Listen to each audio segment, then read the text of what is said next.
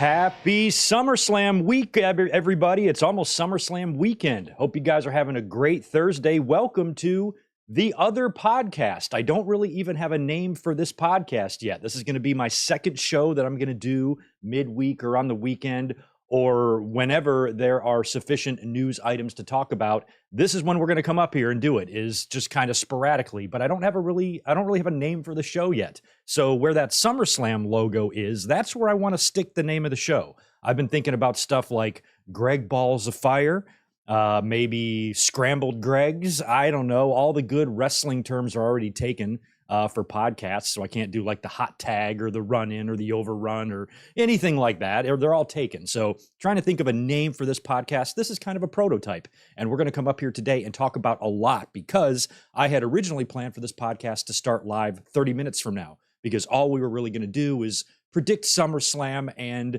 talk about maybe the Cody Rhodes documentary and last night's Dynamite. But yesterday, a shit ton of news dropped, including the Elite re-signing with AEW and Vince McMahon being hit with a federal subpoena and search warrant, which could mean anything. Federal law enforcement, we don't know. That could be FBI. We don't know. So we'll talk about that. And also, we had more news on WrestleMania, with SummerSlam with Trish and Becky, and WWE's new Slim Jim deal, and Dark Side of the Ring, and lots of stuff going on. So that, in addition to last night's Dynamite 200 and the SummerSlam we have to predict. So I figured I better give myself a little bit extra time to get this podcast done.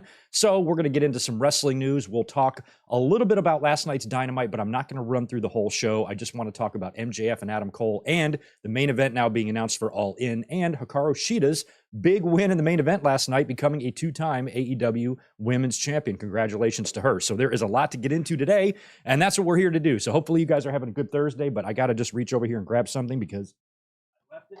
Oh, there we go. Sorry, just wanted to get all my ducks in a row and get my water over here too. So cheers to you. Happy Thursday afternoon. I got to head off to work after this, so no frosty beverage for me, just good old high-quality H2O. And this Saturday, by the way, 2 days from now, the link is already up. We are going to be live reacting to SummerSlam. I was a little bit on the fence on what to do. Should we do a live reaction? Should I just do a review? But this is a big pay-per-view, and it might be a good chance just to come up here and hang out on YouTube, get some subscribers in, and watch the pay-per-view together, and then we'll try to throw together a little review at the end. Sunday, we'll be back with a classic pay-per-view watch-along, WCW Bash at the Beach, not 2000, like we're going to talk about in a little bit, but Bash at the Beach 1998, the show that had Rodman and Karl Malone right after they were done playing each other in the NBA fucking finals. They are now opposite sides of a tag team match. We'll be watching that on Sunday. And then tomorrow, I'll be joining my friends Zach and Tomas again to review SummerSlam 1997. Check my Twitter page. I'll have something retweeted over there if you want the link. I don't have one on me. Zach, if you're here, you can drop one in the description. And I will be hanging out with them tomorrow to review SummerSlam 1997. It's a show I have very fond memories of. And that should be fun as well. So a big weekend, you get a whole lot of me. And then on Monday, this coming Monday after Raw, we'll be up here again for the Winged Eagle to discuss SummerSlam Fallout, whatever we saw on Monday Night Raw, and if we have any new champions, because we've got some briefcases floating around out there. I think one of them at least will get cashed in at SummerSlam, and I'll discuss that in our predictions later on. But the first thing I'm going to do is cruise over here to the chat and say hi to everybody who is here. No idea what kind of audience we're going to have today, as audience numbers are down, but overall views are up. So algorithm is acting funny right now. On the road to 40,000 subscribers. We're almost there. So if you could do me a favor and subscribe if you are not yet already, and please mash, smash, and click that like button. It would very much help me out. Good to see you, Zane G. Good to see you, my friend. Glad you're the first one in here hanging out. The Juliet and Victor and Chris Miner, some of the early channel members in. Thank you for the $2, Chris. Back-to-back SummerSlams where Vince isn't involved. Yes, it was about a year ago now that Vince McMahon retired. I think it was like the end of July last year. And I still kind of feel like this SummerSlam is the first true SummerSlam that's completely, booked by Triple H, or at least for the most part. Last year, Vince leaving kind of right at the end. A lot of SummerSlam was kind of already in place, sort of, and then Triple H took over. So this, in my mind, is really his first one, kind of flying solo. And we'll talk about SummerSlam because I thought we were going to have 11 or 12 matches on this card. Turns out we have 8.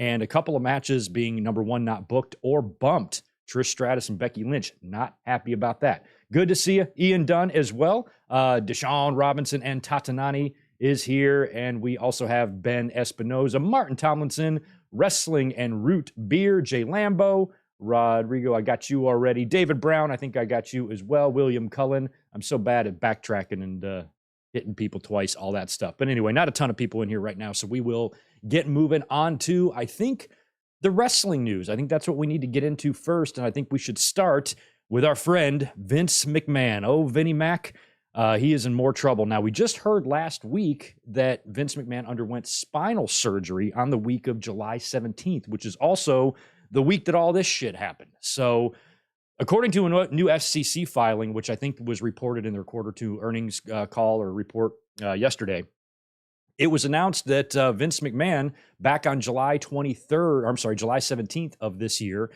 federal law enforcement agents executed a search warrant and served a federal grand jury subpoena on Mr. McMahon. No charges have been brought in these investigations. The filing also confirms that Vince McMahon went on medical leave after undergoing major spinal surgery on July 21st.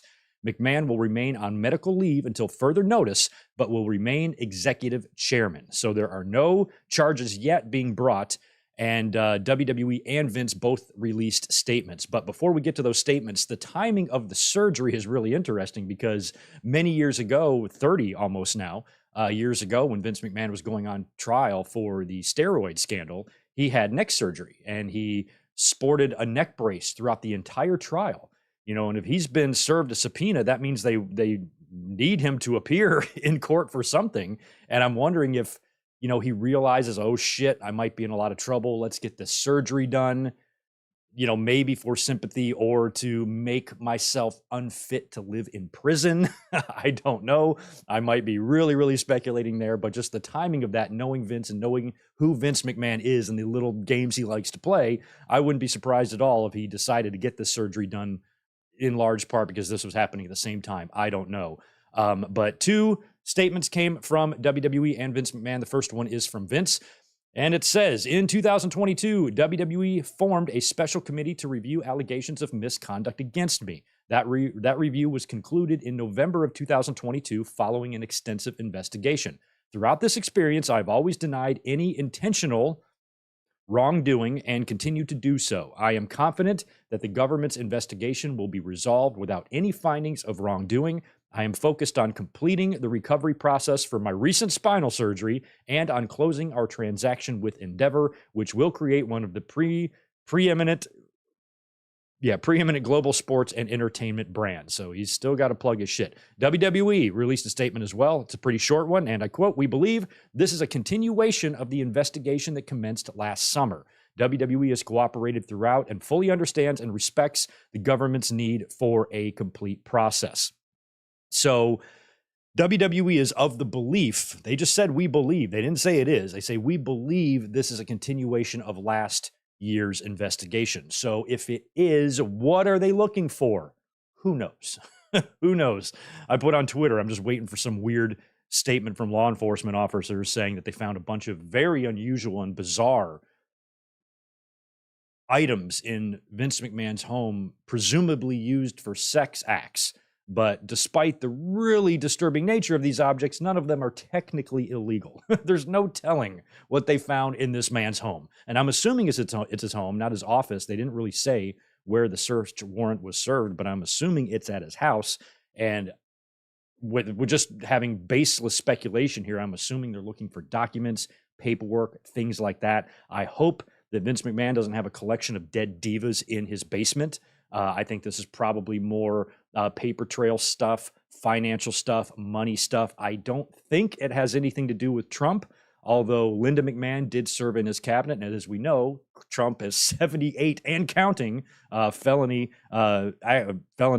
charges against him that he's going to have to answer for. And he is fucked 6 ways to Sundays. Homeboy's going to jail. I don't think that any of this has anything to do with Vince McMahon. I mean, it might, but it doesn't seem, there's a lot of timing going on. You know, he's getting arraigned, and at the same time that Vince is having these subpoenas being levied against him, but I don't think the two are related. I think this is still probably, hopefully anyway, related to all of Vince's hush money payments and scandals, which he has since paid back. There was a whole detailed in the filing from WWE, all of the amounts paid back and reimbursed to WWE was all documented and detailed there. So it does sound like Vince has tried his best to go through the steps of cleaning up the mess he created for himself as best as he can to keep himself as closely associated with WWE as possible. But we already know, based on what we remember from last year, the board is kind of wants him out. But Vince McMahon has been very strategic in, reinstalling himself involved in WWE, and then with the merger with Endeavor, I feel like if they really wanted him to go, they could get him to go. I do not think Vince is invincible. I think people who think Vince is invincible are foolish. I know it might appear that way. Vince can just do whatever he wants. No, you cannot. And that is one thing that Vince McMahon and Donald Trump do have in common, is that neither person has any fucking clue and doesn't believe that they should be held accountable for anything. Vince truly in his heart doesn't see anything wrong with all of the disgusting sexual misconduct shit he did. He doesn't think there's anything wrong with that. He's entitled to do that because he's rich and he's powerful and he can act that way around women. That's what he thinks. And that's why in a statement he says, I didn't intentionally do anything wrong. I'm like, you fucking knew what you were doing.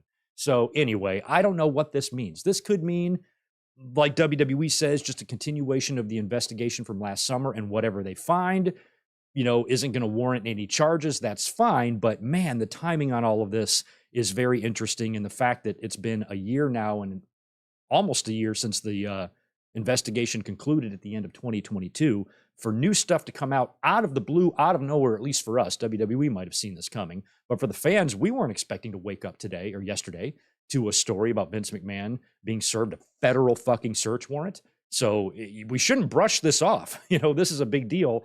And I think with Vince McMahon, hopefully this is close to the final nail. I mean, you got to think about a lot of things here. Number one, Vince McMahon is also recovering from spinal surgery. He is on indefinite leave of absence right now from WWE, or medical leave, or whatever it is. He still remains as chairman of the board, but he's not with WWE in terms of making full-blown decisions on creative. I don't think he's really has his finger on the dial right now with that because of everything he's currently going through. So the fans that are pissed off about an LA Knight push, or that women are being bumped from SummerSlam or whatever, I know you love to make Vince McMahon your internal scapegoat for anything you don't like on TV. But maybe right now, he doesn't really give a fuck. He just had his back laid open and his spinal cord worked on, and the federal government is after him again. I don't think he's really concerned if whether or not Trish and Becky are on SummerSlam or on fucking Raw. If I was Vince, that would be way down on my list of priorities. Now, the man is crazy. As long as he's able to read and speak and, have coherent thoughts, I'm sure he's going to want to read scripts and do whatever he can. But I would not be too concerned right at this very moment with Vince McMahon being in the mix and negatively affecting anything we see creative-wise on WWE. I would not worry about that right now. If I was a fan, that would be the last thing you need to be concerned with is Vince's involvement from a creative WWE standpoint. He has got way bigger fish to fry right now, it sounds like, and we will be following this story to find out what it means. If he did any wrongdoing, then fucking throw him under the jail. If he's innocent, then he's innocent. I mean, in terms of these we all know that he's disgusting, but in terms of whatever the search warrant uncovered, if they found nothing and they can't charge him, great for him. I'm not hoping for any bad news here. I don't want Vince McMahon to be any dirtier than he already is. So I'm hoping really nothing comes of this. But if it does, and something does happen to Vince here, I guess the silver lining is that could probably finally cement him as completely being out of the picture in WWE once, the merger happens, because he's not higher up on the food chain than that Ari Manuel guy, right? Vince is a notch below him. So Vince can't just do whatever he wants, no matter what fans think. And I know it appeared that way because he did muscle his way back in, but there are limits to what he can do. And if he has found himself in any more trouble here, right in the middle of this transaction taking place, I don't see what universe I don't see in what universe it would make sense for them to want Vince McMahon with multiple investigations, with hush money scandals. You know, he had already been, you know, pushed out of his own company, forced to retire a year ago. All of the baggage that comes with this guy, the trail of hell he left behind him on his path to success. You know, at some point you need to just build a wall there and cut him out. And maybe this is the beginning of that. But I don't know. I'm no legal expert. I don't know what the fuck any of this means. All I know is it sounds like it's not good for Vince McMahon. And when you think about the timing of his surgery, the timing of everything going on, you know, with the orange shithead and everything else, you know, it just makes you kind of wonder, really gets your brain turning about what's going on, what this means. But Vince believes no wrongdoing will be found. He will not be charged with anything additional here. And maybe this was just a formality, one more thing that had to conclude the investigation. They have to come through and look through some documents. It's been a damn year now. You know, if there was anything that they were looking for, I wonder, you know, between now and then, if Vince was able to get tipped off and, you know, unlike showing it all to his friends, actually get rid of it. So I don't know. I don't know what it means, but it's definitely something that will probably be an ongoing, evolving story. And if there are no charges, it feels like that would be something we would hear soon. You know, like if they didn't find anything, well, you know, we concluded that our investigation now is truly over. We've searched and looked at everything, and we've turned over every rock, and you know, we got nothing else on the guy. So have a good day. I guess at the end of the day, that's what you have to hope for. I don't really want Vince McMahon to, like, to go to jail or anything. But it would be kind of funny if he did. Maybe him and Trump can be cellmates, or maybe they can run their respective blocks and then have a feud. You know, Trump will be in charge of C and Vince will be in charge of D. And then maybe we'll have a big brawl on the yard one day. Oh, man, great shit. Anyway, Vince McMahon, I guess best of luck to you, buddy. Don't know what this means, but I'm going to be keeping my eye on that. Let's talk about the other company, AEW. They had some good news yesterday. They have re-signed all 4 members of the Elite. Kenny Omega, Hangman Page, and the Young Bucks have all re-signed. The news was broke by Justin Barrasso yesterday. And apparently Omega and the Young Bucks, I did not see Hangman's name here, but apparently Omega and the Young Bucks do and will retain their EVP titles. Now, I know after Brawl Out, a lot of people, even myself included, I know had said once or twice that, you know, maybe these guys don't need to be EVPs, or maybe no wrestlers at all need to be EVPs, but they have remained and are going to retain these titles anyway. Barry Bloom represented all 4 men, and I guess all 4 guys made a pact. They either stay together or go to WWE together. And it was like a majority rules thing, so I think they voted on it. So at least 3 of the 4 guys felt that it was best to go to AEW. They also signed these deals well ahead of when their contracts are actually up. And I think that was probably mostly a Tony Khan call. If I'm Tony, I'm wanting to get these deals done. So Tony Khan maybe was willing to pay. He does not seem to care about spending money. Homeboy ponied up for fucking Pantera last night on AEW. So that's one good thing about Tony Khan. I don't know why everybody uses it's his daddy's money, he's the son of a billionaire, as like an insult or a burn. What the fuck is wrong with you? What do you do, shithead? You know, like what the hell does it matter? You know, where you get, he's a college graduate. He worked his way up through different ranks. He's not fucking incompetent. Don't be stupid. When you hate somebody to such a degree that you make up reasons why they're inferior or something like that, it's ridiculous. As wrestling fans, we should be thrilled that we've got a wrestling nerd with billions of dollars willing to throw his money around to make the best product possible. That's a far cry from the shit going on in WWE that has shareholders to answer to, and there's so much fucking shit. This is one dude. This is what WWE used to be. This was what Vince McMahon got to do. He could do whatever he wanted, but even he had limits to what he could spend, and oftentimes he was outbid by WCW and Eric Bischoff and all of Ted Turner's deep pockets. I said before, 10 years before AEW even existed, I was like, what we need as wrestling fans is for a billionaire nerd who loves wrestling. And that's literally exactly what they gave us. And because he's weird and dorky on the mic, you disqualify him from having any sort of competence to run a wrestling company. Is Tony Khan perfect? No, but Jesus fucking Christ, could we be doing a lot worse? Thinking about the bullshit that Ring of Honor and TNA and Impact had to go through when they're owned by different entities and they're constantly changing and moving around, and just, it's a mess, you know, and they were just hanging on by a thread oftentimes because of so many financial situations. This is not a problem in AEW. Tony Khan, if he wants to throw his money around, let him. What the fuck do you care?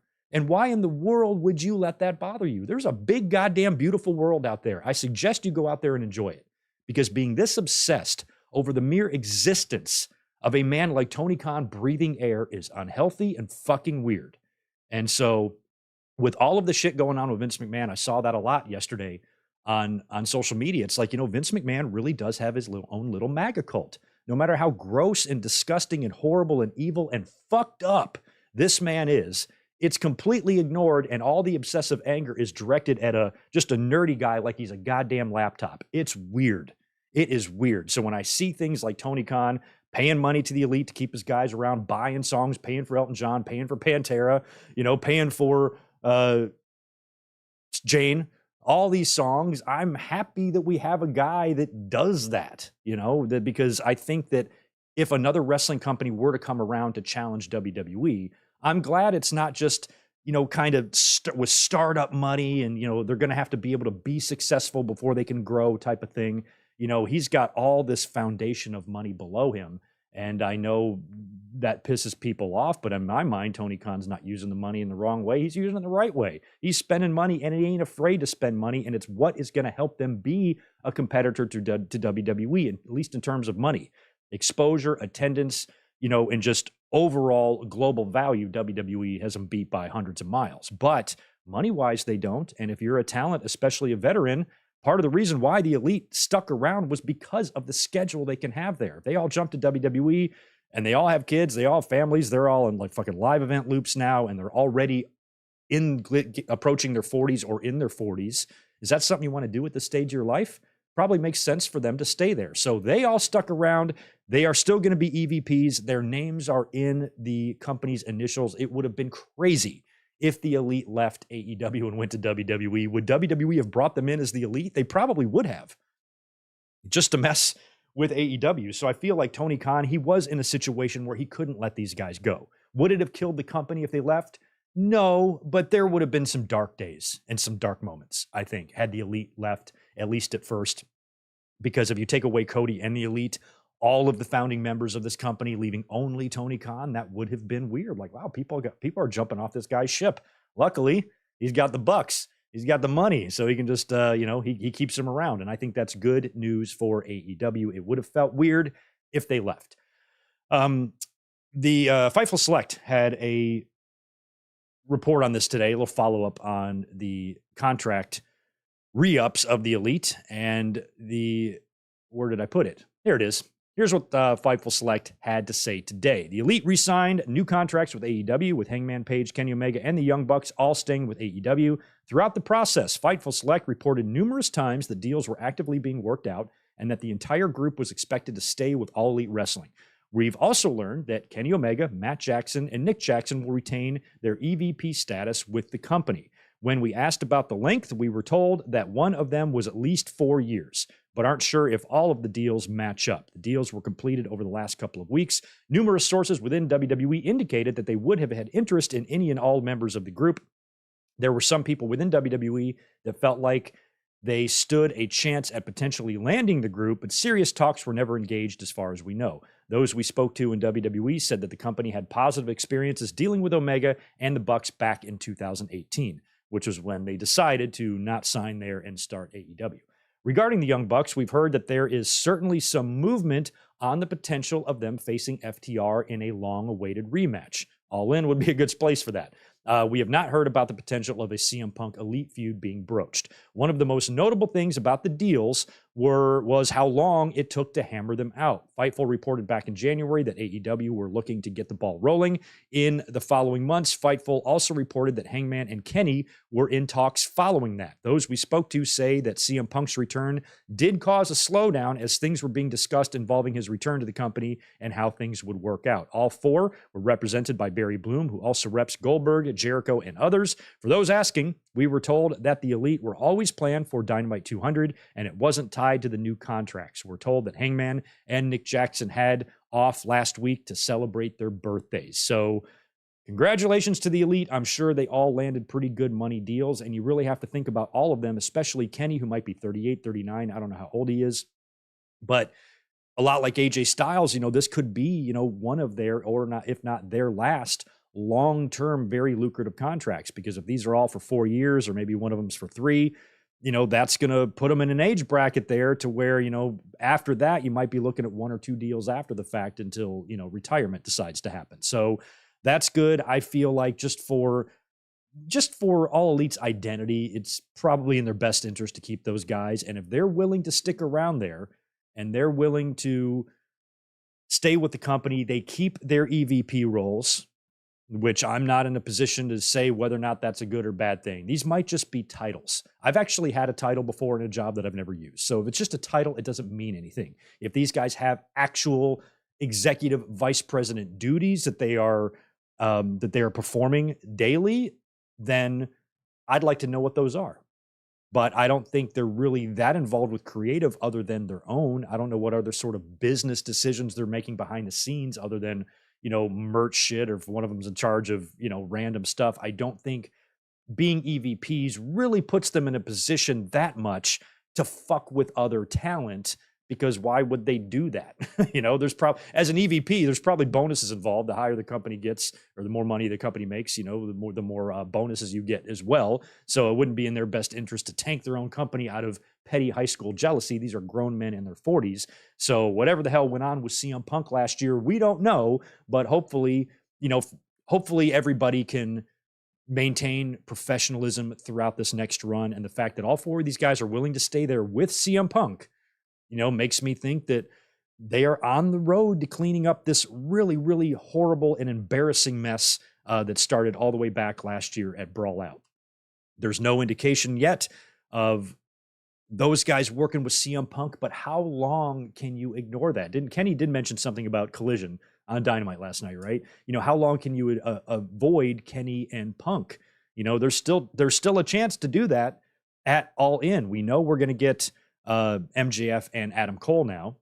Sounds like Jericho's going to be doing the Will Ospreay thing, which means Ospreay and Kenny won't happen at All In, if that's still the plan, which means, Kenny against Kenny against Punk and the Bucks against FTR, or a 6-man would look pretty good for All In. So I think at least one of those 3 options. I think Bucks and FTR could be great, and I think that one's kind of likely to happen because I think all parties are willing to work together there. But Punk and Kenny, we did hear about them talking. They did have a conversation right after the whole incident happened that night. So it sounded like their issues weren't really directed at each other. They just kind of overlapped a bit. Sounded like Punk's issues were mostly with the Bucks. And if everybody can get things figured out and they can book a match for All In, that would be great. There is going to be 80,000 people there. This is a big show. Fans were wondering why the hell they haven't announced any matches yet for this thing. Finally, we're starting to get some as we got the main event announced last night. But that now that we have the main event announced, that means they're not going to be doing Punk and MJF. So Punk is free to do something. Is he going to work Starks again? We've already seen a few matches with Starks on TV. So does that need to happen? That match is actually happening Saturday, right? For Punk's Real World Championship, Punk and Starks. So that one's coming up. That's going to go head-to-head with SummerSlam? I didn't even think about that till just now. So I don't know what they could do, but I think if you've got this Wembley show, the Elite just re-signed, Tony has got to get all these guys just like, come on, let's go out there and fucking crush it. 80,000 people, Wembley. They really want to build this as like one of the biggest wrestling shows of all time, and you need some of the biggest matches of all time. And this one, with all the backstage story, would have the interest of a lot of fans. If like AEW or not, I think it would at least turn a few heads, you know what I mean? So I would try to do that, but congratulations to the Elite. I'm glad that issue is now over. I'm glad that we don't have to go through the rest of the year wondering if these guys are going to jump or whatnot. And with MJF, he's still kind of talking about that 2024 stuff, but I feel like even with MJF and WWE's, kind of hiring freeze that they're on and not really offering any big money deals in the midst of this transaction and sale to Endeavor, Tony Khan is in the driver's seat in terms of outbidding WWE, at least right now. Once the sale goes through and everything's done and they're, and they are all under the same umbrella and they're moving forward and the sale is behind them, then maybe WWE will have, a little bit more leeway with that. But right now I feel like Tony Khan is in the driver's seat to grab anybody out there that he can. And that's why maybe even Drew McIntyre is a name that he wants to at least look at. I think WWE would be idiots to let him go. But if he hasn't re-signed yet and Gunther puts him down clean on Saturday, and Drew's a professional. He's such a great dude. It's hard just to not like Drew McIntyre. He's the type of guy that'll just gladly, happily finish out his contract and put over anybody they want. But maybe he can see some money. There's not only a big payday over there, but an easier schedule. And maybe that's what happens there. I don't know. But I really hope Drew McIntyre sticks around in WWE. I would love to see a heel run. I would love to see a double turn at SummerSlam. Gunther beats him, leaves the match as a babyface. Drew leaves as a heel. I'd love to see that. I don't really want to see Drew go to AEW because as much as I do like the company, they have problems. And one of the problems they have, even though it's getting better now with Collision, is finding time for people on the show, especially the women. WWE and AEW, neither one are doing great with their women right now.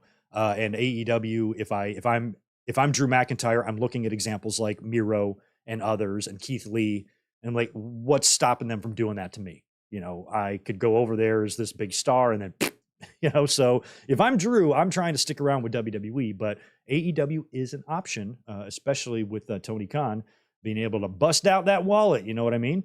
They've also re-signed the Dark Order. I think Evil Uno mentioned something about this yesterday, that the Dark Order has re-signed. So I'm assuming that's Uno, Reynolds, and what's his name? Alex Silver. And who else? 3 or 4 of them all re-signed 3-year extensions. So good. I'm glad that the Dark Order are going to stick around because the Dark Order have kind of been around since the beginning.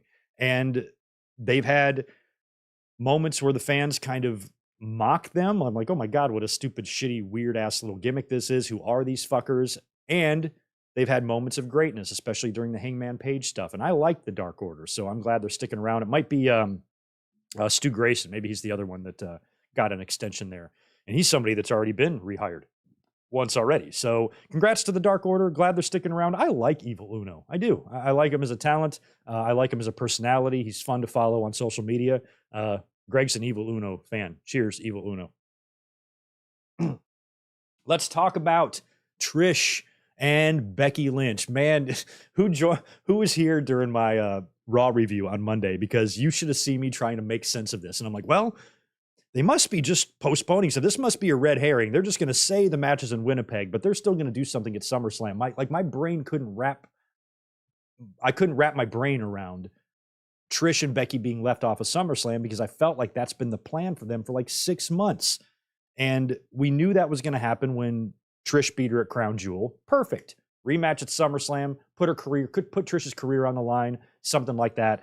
Becky wins. And then even this week when or last week on Raw, or whatever week it was that Becky beat Zoe Stark, giving her the rematch. And then we just assumed that last Monday on Raw, they would set up and announce the match for SummerSlam. But instead, Adam Cole says, no, we're going to have the match right now, but the match doesn't happen because Becky gets beat down. So then we're like, okay, now Adam Pearce is going to announce the match for SummerSlam. But no, in the back, he tells Trish that in 2 weeks, she's going to have a home field advantage in fucking Winnipeg. The girl's from Toronto. That's like telling somebody from New York that they have a home field advantage in Montana.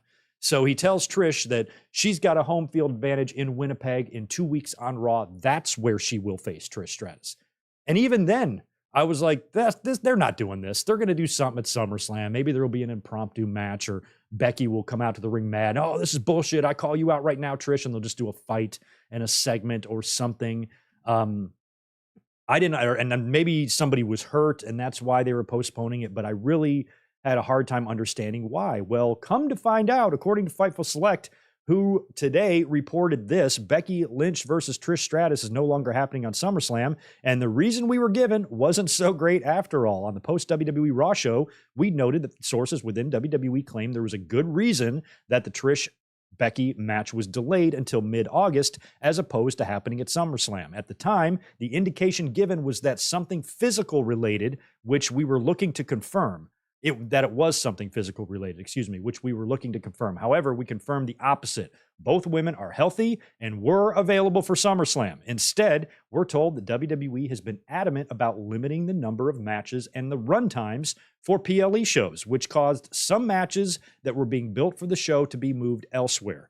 Those we spoke to said that on SummerSlam, the match would have been severely limited by time, and the decision was made to put it on a future Raw instead. Consideration was also given to moving it to Payback, We're told that neither woman was thrilled with the adjustment, which came into focus in the days before their match was set up. Now, I think both women have kind of complained about this on social media, right? And, when you see that WWE wants to be as adamant about limiting number of matches for PLEs, I get that, and you have to decide what you think is more important, because what happens, and I know a lot of this just depends on tribal, because we've heard people complain about AEW shows being too long. I'm like, grow a dick. What do you mean too long? You can't handle 5 hours of wrestling, you pussy? I can. What is so wrong with that? But we've heard about a lot of shows, WWE WrestleManias back in the day going 7 hours long. That's why they have it on 2 nights now, and fans having trouble getting home. WWE and AEW have instances where the fans have complained about the lengths of the shows. I have never had a problem with the length of a wrestling show. It's not like you're watching it all the time. A pay-per-view's coming, especially if you're going to a show, months in advance, you bought the tickets. Rest up, eat some Wheaties, drink a Red Bull. What the fuck? Why is it so hard? But it is something that fans complain about. And you have to decide which one is more important, because you can't on one hand be pissed that Becky and Trish got bumped, but then also be pissed if WWE gave you a 12-match card that lasted 4.5 hours. Man, the show was too long. Well, they fixed that, So not everybody can get on the show. And when you look at the SummerSlam card, I am surprised that Trish and Becky is the one that got bumped. When you look at everything else they're doing, maybe you'd bump the Battle Royal, but I think that's going to be a tool used to get LA Knight over. But every other match, look at them. The only other one that would have, none of them make sense, to be honest. Ricochet's got to get a match on the show. You got Shayna and Ronda there. Maybe you could bump them for Trish and Becky, but I think Shayna and Ronda is going to be better than Trish and Becky. And I think even as short as their build has been, the build's even been a little bit better. But you can't move Gunther and Drew. Maybe you could move the women's championship match, triple threat. And if you notice, Rhea Ripley, the hottest woman in the company right now, the most dominant woman they have, also not booked. We were assuming it was going to be Raquel and Rhea for the championship. I thought we were going to get 4 women's matches on this show. We're getting 2. So Trish and Becky not only got left off, but so did Rhea Ripley. Rhea Ripley is one of the hottest stars in the company, and they are leaving her off the show. Who else is off the show? Sami Zayn, Kevin Owens. Now, Kevin Owens might be a little bit injured, so that, then affects Sami Zayn, but they are not booked for the show. They're not the only ones. I feel terrible for Trish and Becky, and Trish Stratus is my favorite WWE women's wrestler of all time. But I personally am not terribly disappointed about this, other than just being disappointed for them. I feel bad for them. I don't really feel bad for me. I'm going to be fine without seeing Trish and Becky at SummerSlam. I saw them live at WrestleMania. We've seen them have a few matches already. We know what we're going to get out of them. And even though it would be great to be on the show, if WWE's got this internal plan of not overloading your cards, all these other matches are pretty necessary. When you look at all the matches they had planned and you think about which ones we should bump, Rhea and Raquel and Trish and Becky are what they went with. But Trish and Becky was actually already penciled in. I don't know if Rhea and Raquel ever was. But when you look at the other matches, you got Cody and Brock, and you got the 2 title matches, and you got Logan Paul's match.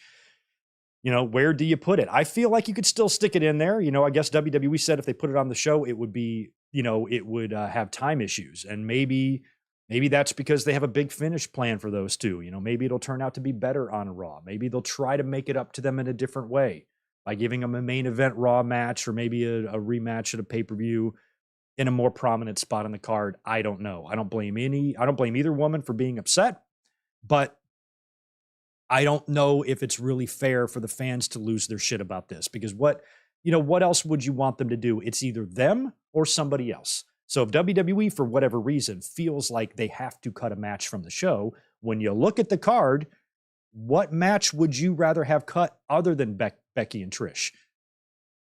I'm fine with Becky and Trish being cut, to be honest with you. And I like Becky. I like Becky a hell of a lot more than I like Charlotte, but this one just doesn't personally bother me. There's always going to be stuff brought up. Oh, is it because it's the women? No, not necessarily. The women are represented on the show. There are 8 matches. Women have 2 of them. That's not terrible numbers. But for a while there, it was looking like there was going to be 10 matches on the show, and the women were going to have 4. And that would have been nice, but it looks like WWE wants to streamline these pay-per-views. They don't want them going too long. They don't want to burn the audience out. I can understand that. It's kind of like ending a sitcom or ending a show before it jumps the shark in those later seasons and they run out of ideas and then it falls flat at the end. Cut it off, while it's hot or whatever, and to leave the fans wanting more. And that's one thing WWE has failed to do in the last 21 years. I have not had the feeling of wanting more since like 1999 or 2000. It's been a long time since WWE has given me that feeling after a pay-per-view or after a Raw of, I cannot wait until next week. I haven't felt that feeling in 22 years. So maybe WWE is not trying to burn everybody out, throw too much stuff at us. I get it. I completely understand that. So Trish and Becky are off the show. That's a shame. Best of luck to them. Before we move on to WWE's Slim Jim partnership, I am going to knock out some super chats that I know have been coming in from you guys. And thank you to everyone who was here. If you could do me a favor and smash that thumbs up button for me, and please make sure you subscribe. We will be up here on Saturday to live react to SummerSlam. The link is already up on my channel, so you can find that there, and make sure you join us on Saturday. Let's see. Chris, I got you earlier. Anybody else, channel members that are chiming in here, it's good to see everybody. Thank you so much for being here. Tony Brown, Ramviro, Wrestling, Ethan, all y'all.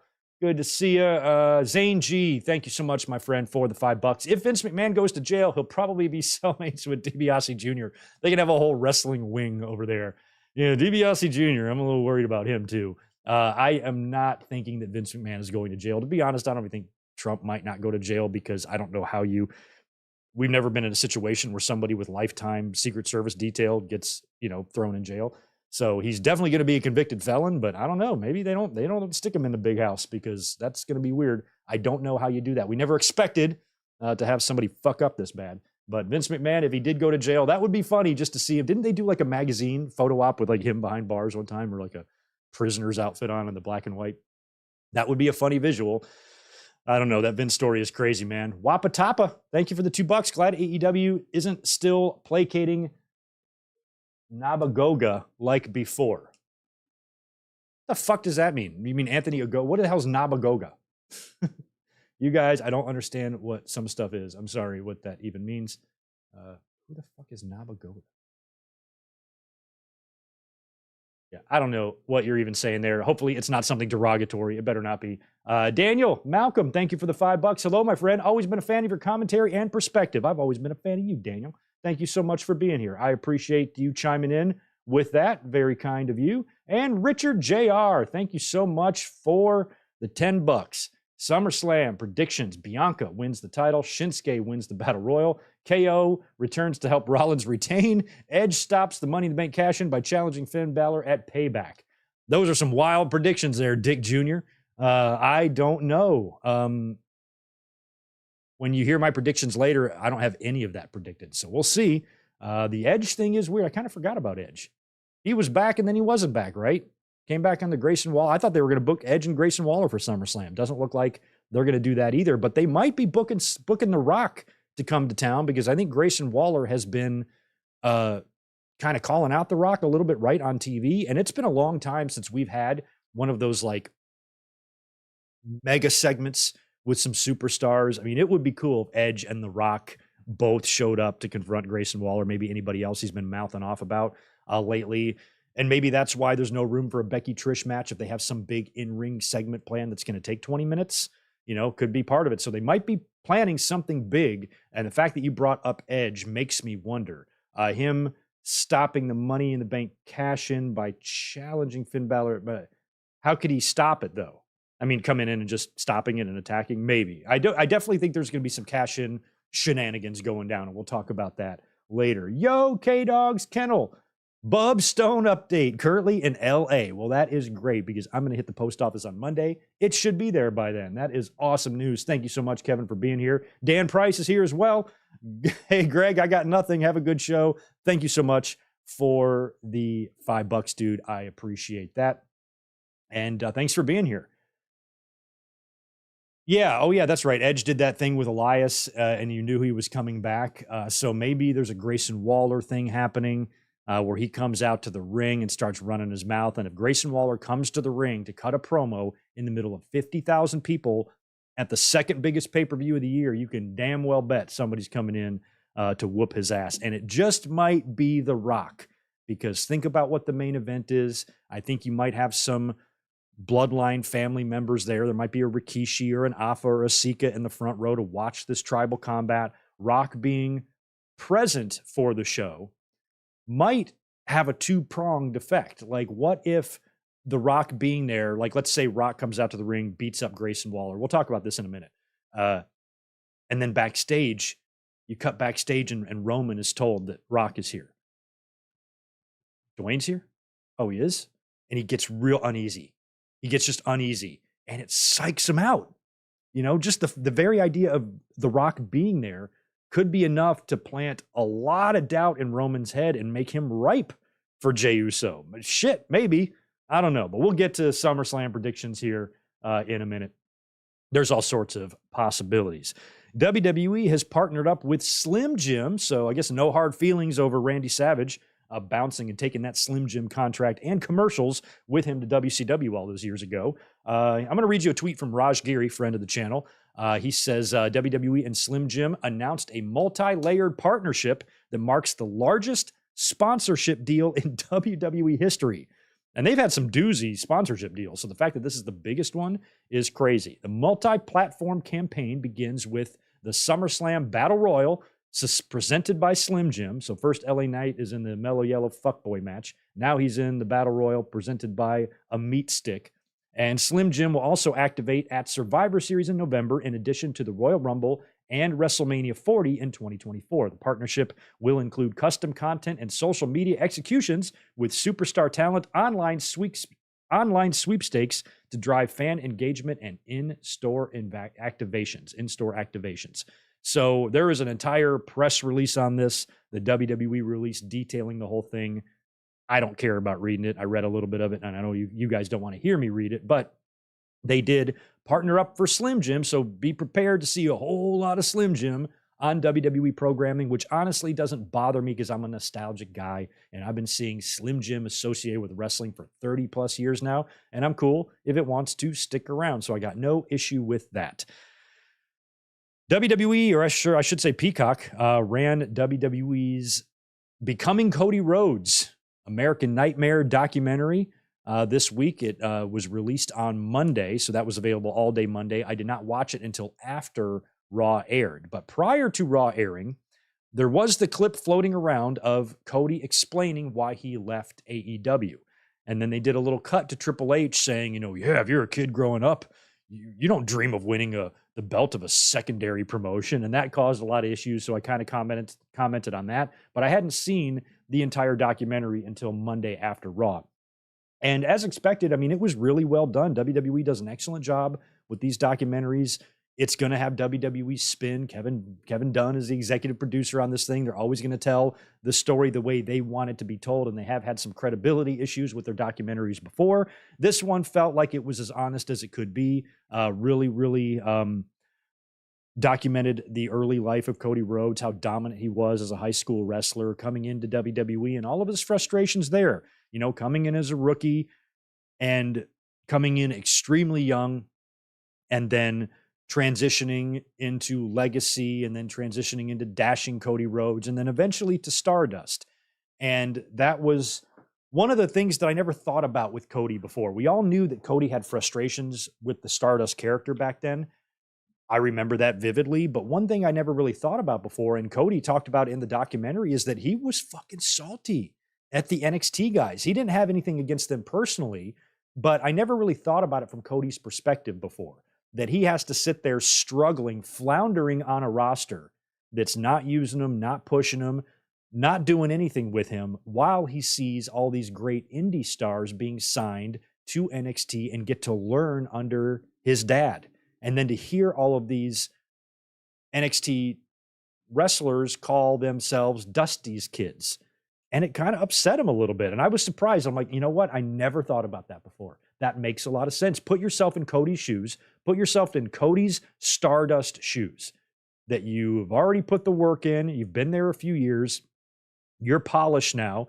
And now you're watching all this other talent get the opportunities and get the training and the tutelage. He came around too late. is what it was. He wasn't able to get that opportunity to work and learn in NXT because he was already started by then. And, Kevin Owens and Adam Cole and Nakamura had already done their work elsewhere, when they came in there. But then a lot of the younger developmental stars, the Charlottes and people like that, and the Seth Rollins that, were mostly developed there, although Seth had a pretty good track record too by that point. It kind of bothered Cody Rhodes a little bit. And I kind of understood it. I'm like, I guess I get that from his point of view, especially since his career isn't going well. If he was on top of the world, I don't think he'd have any jealousy or insecurity issues against these wrestlers at all. But that was his dad. And they showed that one, right? Because right after he passed away, right after Dusty passed away, was when Cody had to have that match with Stephen Amell at SummerSlam. And I think it was after the match, they caught him on camera just weeping, just openly weeping about how important that match was to him and to be there. And he could feel his dad. And he even mentioned the NXT kids too. I know the NXT guys call them their kids, but I'm his actual kid. And you could tell he just did not like that. And I kind of found that understandable, but also somewhat amusing. I'm glad that Cody has gotten over those feelings, obviously now, because he was able to leave and walk away. They had his mom and his sister interviewed for this thing, but no Dustin, unfortunately. It would have been cool if Dustin was able to be a part of this. But another thing that surprised me about the documentary is how much they were able to talk about AEW. I wasn't expecting much at all. I knew they couldn't ignore it, but I didn't think they'd be able to talk about it a whole lot. But not only did they talk about it, they talked about All In. I think they showed a little bit of footage from All In, and they showed some still photos of Cody and AEW. So I don't know how that works, how if you need permission to use those images or whatever, but there were some photos from Cody in AEW, and he talked about, his relationship with Bucks and Hangman Page and Kenny and how they got that company started. And after he left WWE, his frustrations from Stardust, he went around and made a name for himself and became the American Nightmare during that run. And then he formed the group with his friends and they started All Elite Wrestling, and he became, a very important person in the wrestling company, or in the wrestling world, I should say. So the fact that they acknowledged that and they talked about it was pretty surprising. And they even talked about his departure. And Cody said something like, of all the things you edit, I don't want you to edit anything. He goes, don't even edit this. He goes, I didn't leave AEW because of any talent. I didn't leave AEW for any money. The reason I left AEW is because I had a personal issue. And that was it. I will never tell you, he said, what that personal issue is. But that's all you need to know. It was a personal issue. It had nothing to do with creative or talent or money or nothing. That's from Cody's mouth. That's what he swears. And Tony Khan and him, I know, still have respect for each other. They did not leave on terrible terms. So I don't know if the personal issue was necessarily with Tony, because, I feel like you might get an indication from that based on, some of the things Tony and Cody say.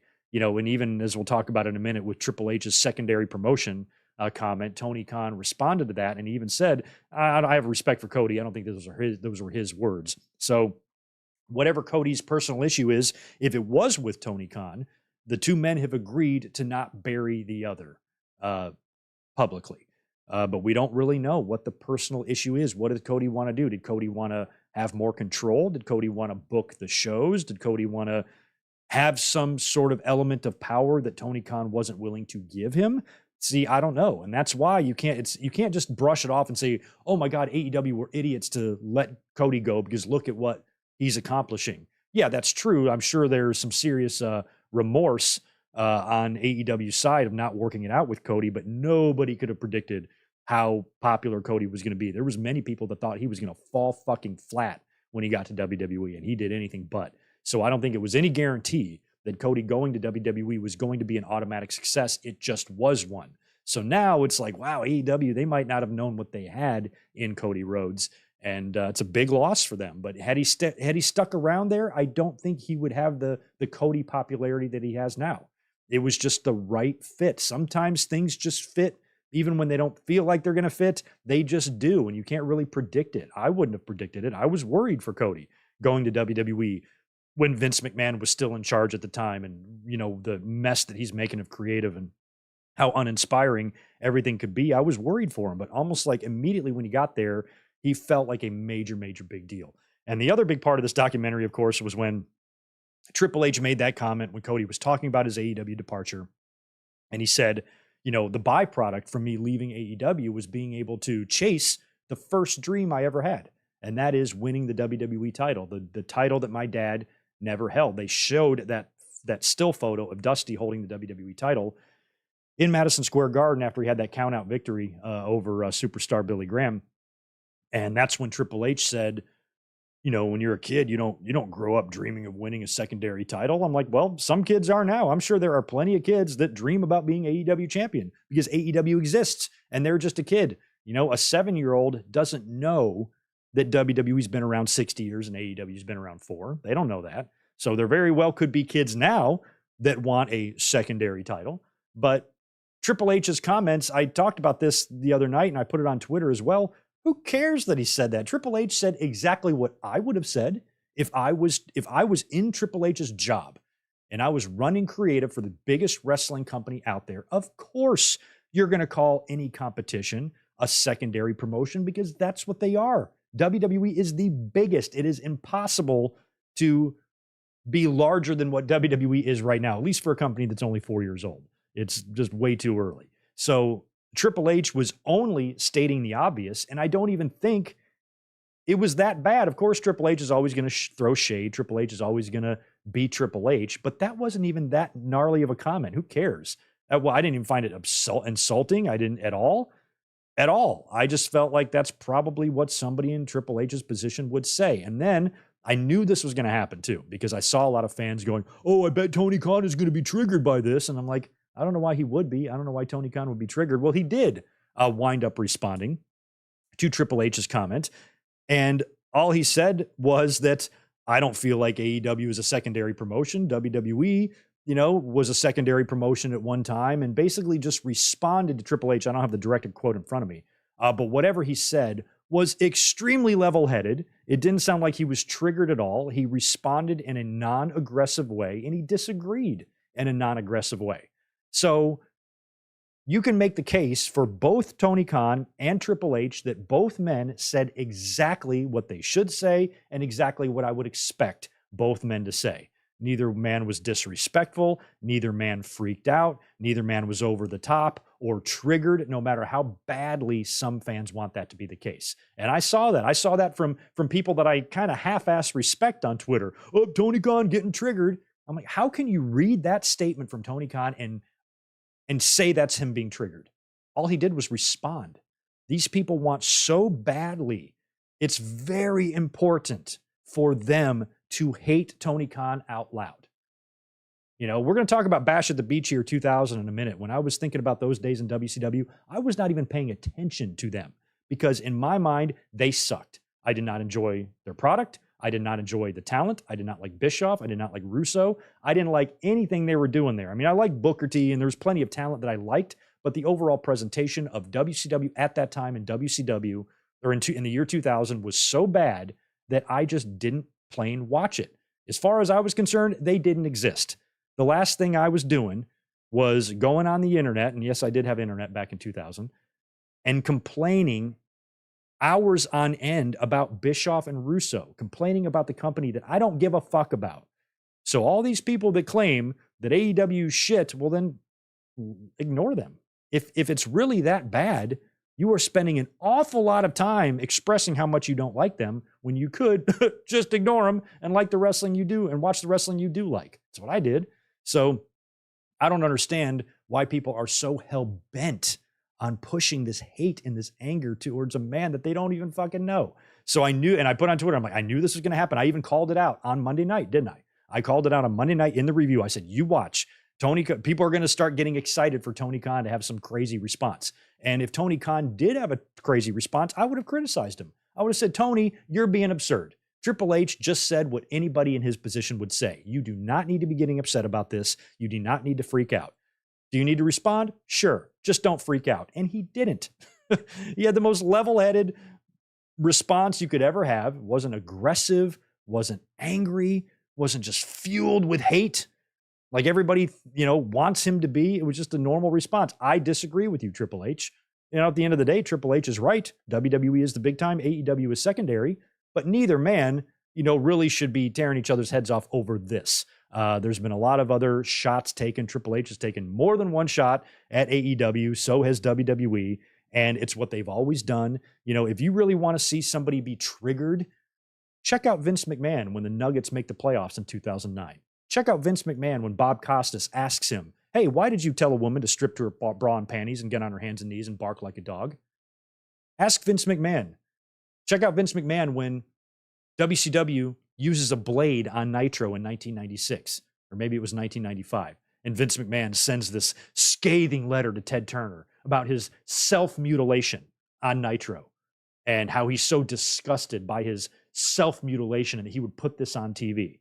And the minute WWE wins the war, or wait, I'm sorry, the one year later, you got Austin bleeding buckets in the middle of the ring at WrestleMania 13, and WWE would go on to use blood in an extremely over-the-top way for years and years to come. It's hypocritical. Why? Because Vince was triggered. Vince was triggered. He cannot control his emotions. Captain Caps Lock, the orange fucking dipshit that somehow became president back in 2016, look at his fucking timeline on his bullshit social website. Just unhinged, crazy, all caps, anger, screaming, unstable, irrational madness. That is what triggered looks like. All the times that Vince McMahon got his crazy fucking thong in a bunch because Phil Mushnick wrote an article about him. That is triggered. Tony Khan saying, I disagree with Triple H. I think they're second rate. I know you are, but what am I? Who fucking cares? Who fucking cares? You ever see the way Paul Heyman reacted to anything regarding WCW or WWE? He was taking paychecks from one of these companies and still shitting on him every chance he got. Bischoff. Vince McMahon, what did he do? Vince McMahon, they invaded Nitro. I was there in Hampton, Virginia that night when they took the Jeep to Nitro and invaded the Norfolk Scope. And then what did Eric Bischoff do? The next night on Nitro, or the next week, he comes out and challenges Vince to a match. He challenges him to a match at the pay-per-view. Why? Because he's fucking triggered. That is what that word means, not what Tony Khan did. You're letting your hate overtake intellect. And I'm not talking to you guys. I'm talking about the people that feel this way about Tony Khan. Y'all need to get a life, man, because it's weird, it's obsessive, and it just don't make no damn sense. Get over it. He exists. He's here breathing air. He's the owner of AEW. You can do nothing about it. No matter how much you bitch, no matter how many stupid fucking tweets you send out complaining about daddy cons, billionaires' money, doing cocaine, whatever, guess what? He ain't going nowhere. You probably are. So anyway, that's my feelings on the Cody Rhodes documentary. Dark Side of the Ring. Speaking of WCW, our friends in WCW, Vice aired its Bash at the Beach 2000 episode of Dark Side of the Ring. I had very little interest in this one because I hate everybody on the show. The only one I don't mind is Jeff Jarrett, who I just think has been doing phenomenal work in AEW since he's come in. When I saw him show up in AEW, I'm like, ugh, why the fuck is he there? Now that he's there, I think he's fucking tremendous. But Jarrett was the only one who wasn't gross. Jarrett was the only one who didn't want to make me vomit every time he was talking. Jarrett was the only one I really, truly feel any sort of sorrow for whatsoever in this whole situation. This thing is just stupid, filled with lies. It was 15% truth, 85% lies. They didn't even have Hogan on this thing. They mostly just interviewed Eric Bischoff, Vince Russo, and Jeff Jarrett, and who else was the other major key component here? But they didn't talk about Ed Ferrara, and there was multiple glaring, noticeable lies in this episode. And the best one, maybe not the best one, but one of them was when Vince Russo, basically it's Vince Russo trying to justify himself leaving WWE in 99. And it's one thing, they mentioned the creation of SmackDown. Now that actually makes sense because they said WWE added SmackDown and they didn't increase the pay of their writers who are now going to be writing 2 shows. I understand that could be a reason to say, hey, at least give me more money, or this might be a schedule that's just going to be too difficult for me personally. So that I understand. But then Russo tells this story, and I have no doubt that Vince McMahon can be a son of a bitch, but I just do not think Vince McMahon is guilty of what Russo is accusing him of. Vince says that Russo, I should say. Russo says that he went to Vince to talk about maybe his pay now that SmackDown is created, and says, it's my wife and I want to move up here. They wanted to move or do something. And, he's got a baby and all this shit. And Vince told him, you make enough money to make this happen. And why don't you get a nanny? Just get a nanny, he said. Fuck your daughter. Just let her grow up without you, or son, whatever it is.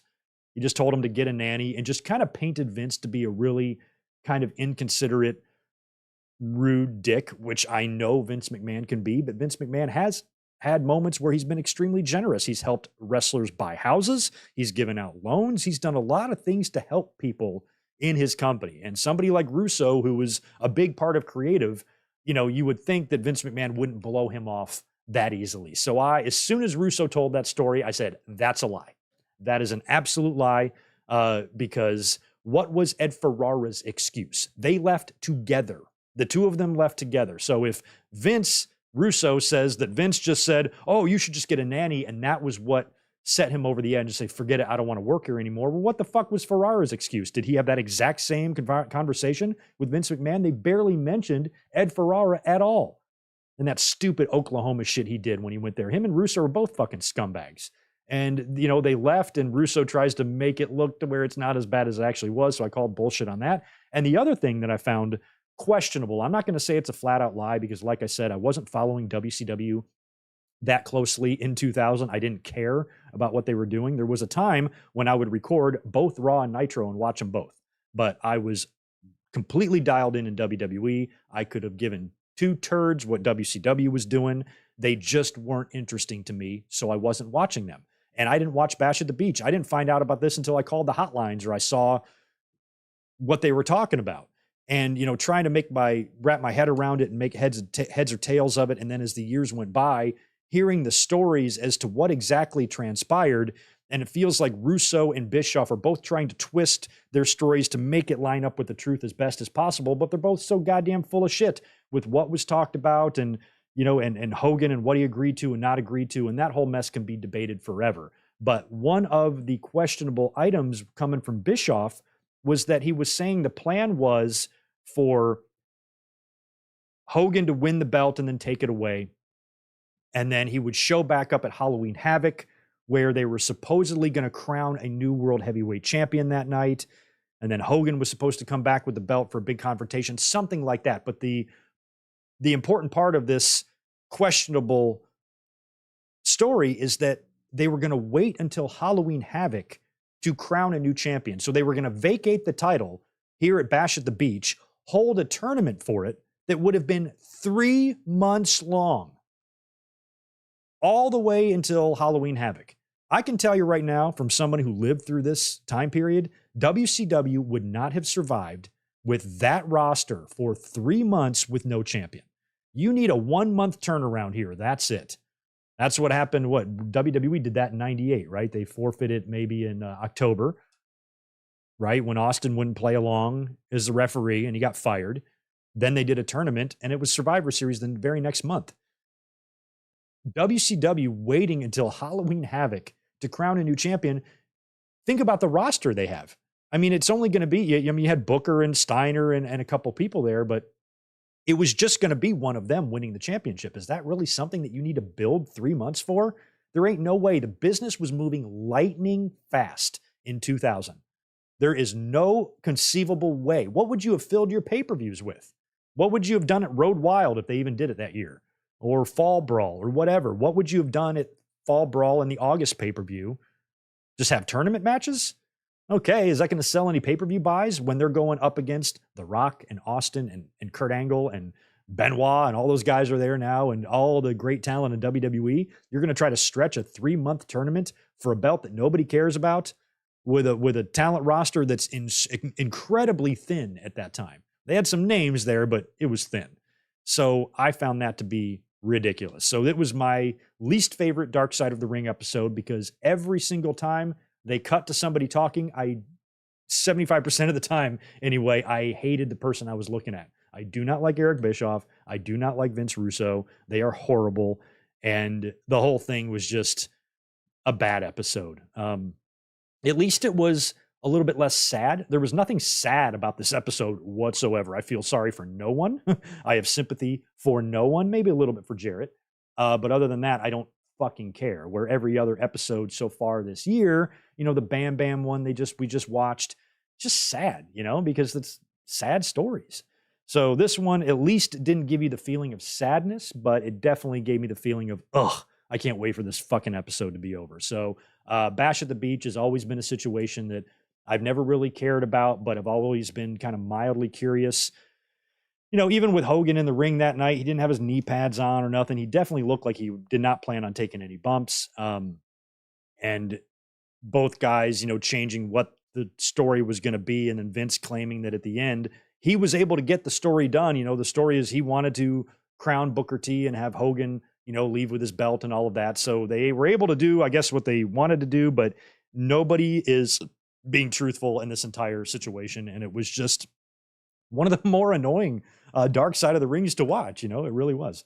So let me cruise to the chat again. I got some super chats to answer here. Oh, one more little thing on my news list here before we get into last night's Dynamite and then we predict SummerSlam is that Paul Heyman was on ESPN First Take the other day with Stephen A. Smith, and Stephen asked him if he thought he was better than Bobby the Brain Heenan. He goes, "I'm the GOAT. Screw Bobby Heenan. He's dead. Jimmy Hart is still alive, which proves God doesn't answer my prayers." That's hilarious. I think saying screw Bobby Heenan, he's dead, I don't think that's an insult. I think that's a tribute. And Jimmy Hart is just a rib. That's all that is. So I found that to be hilarious. And that's why Paul Heyman is the best. Let's cruise to the chat. Knock out any more supers that we have coming in. Zach, good to see you, man. I said earlier I'll be joining Zach tomorrow. We'll be watching SummerSlam 1997. I got to warn you, I got a busy night ahead of me. I'm not even sure if I'm going to be able to watch that pay-per-view before tomorrow, but it's pretty firm in my memory. I'll read through the results and be as prepared as I can for tomorrow. But looking forward to that. Spaz, are you the next one? Spazzy Spaz, the Spazster. What's up, man? Thanks for that 20 spot. Very generous of you. Hey, Greg and chat, lots of stuff to plug. Great American Bash review, Collision review, trailer reaction for Saw X, and SummerSlam preview coming tomorrow. Spotify, Rumble, and all that jazz. Go check out Spaz Phoenix's channel to listen to all of his reviews and recaps, especially the Great American Bash, which I only had an eyeball on last week when we were doing the watch along. So check out Spaz. As always, thanks for being here, man. Shoot brother Fox Star Killer chiming in to say, I've always heard that Russo and Ferrara cut a deal with WCW while McMahon and company were overseas for the Rebellion pay-per-view and then called Vince to quit over the phone. That's the story I heard too. So I knew immediately that Vince Russo was just trying to justify that, trying to make it sound like, he had every reason for leaving, and maybe he still did. He looks really shitty in the situation, so he made up that story about Vince McMahon. The funny thing is like the story he's telling about Vince isn't even far-fetched. One could conceivably believe that Vince would say that to him. I just don't. I think that we would have heard this before. I've never heard Vince Russo mention this before. I don't know if this has always been his cover story, if it's just for the Vice, but I didn't believe it for a second. I'm good at telling people when people are lying. Sometimes two sentences into their lie are like, oh, full of shit. You are full of shit.